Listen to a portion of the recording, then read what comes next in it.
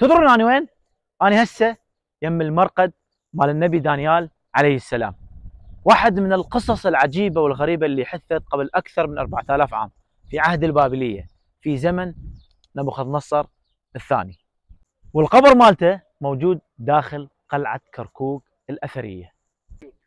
كل العالم تعرف أن نبوخذ نصر الثاني كان يحكم الدنيا كلها. بوقتها جاب سيدنا دانيال من أرض فلسطين إلى أرض بابل، بقى فترة في أرض بابل وانسجن.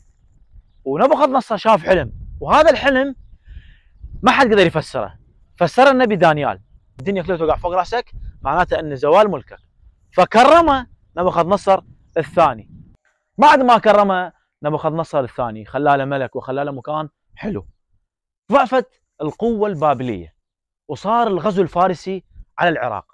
أخذوا سيدنا دانيال مع الرهائن اللي أخذوهم إلى إيران أو إلى بلاد فارس، تحديدا إلى أرض تستر. الروايات تقول أنه هو كان رجل صالح وليس نبي. طبعا هواية أقاويل في الدين الإسلامي موجود، وبني إسرائيل تقول أنه هو نبي من أنبياء الله. طبعا هذا من كلام التاريخ.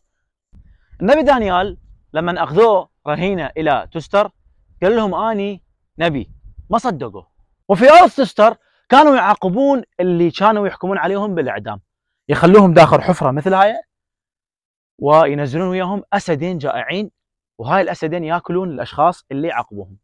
صارت ويا سيدنا دانيال، نزلوه على هذا البير ونزلوا وياه أسدين، والمفاجأة أنه الأسدين بدأوا يتبركون به ويلحسون به ما أكله.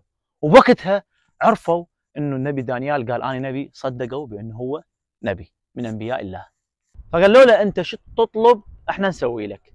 قال أريد منكم طلب واحد، أنه تأخذوني إلى أرض العراق وتحديدا إلى أرض أربخة، أي كركوك حاليا، أربخة سابقا باللغة العبرية.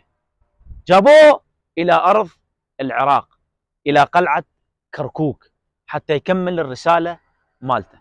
وطبعا كمل الرسالة مالته ومات.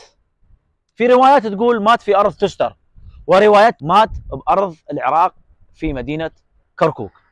لما مات كان يطلع ما دفنوه، كان يطلعون النعش مالته لما الدنيا ما تمطر، يطلعونه وينزل المطر أو ينزل الغيث من السماء ويتبركون به ويرجعونه مرة اللاخ على المكان اللي كانوا مخلينه.